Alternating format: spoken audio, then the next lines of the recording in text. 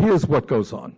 When you watch TV, what people will say, and I had this thrown at me all of the time during my presidential campaign, Sanders is trying to raise taxes. Well, it is true that many people, not all, will pay more in taxes.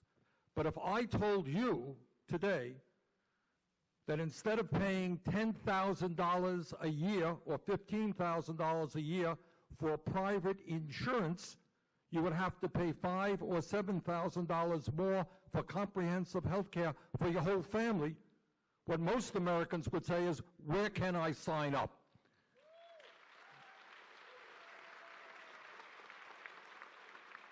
So my Republican colleagues think it is somehow godly to be paying incredibly large amounts of money to insurance companies. That's good. That's wonderful. But somehow it is terrible to be paying somewhat more in taxes.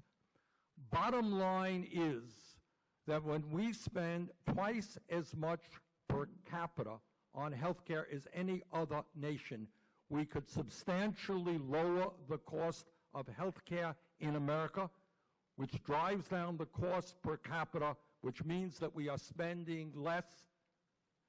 Right now, we have the absurd situation where in the last 5 years, in the last year, the largest 5 pharmaceutical companies in America made $50 billion in profit.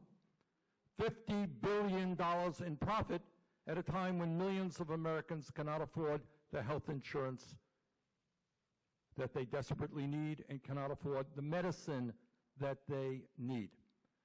So the issue is whether or not we join every other country on earth and talk about a national health care system, or we continue our dysfunctional system. Now, I shouldn't have ranted for that long, but let me throw it back to our distinguished panel. Richard?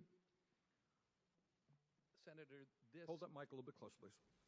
The United States is the only country in the industrialized world that relies on private, for-profit insurance companies to finance a substantial part of its healthcare system.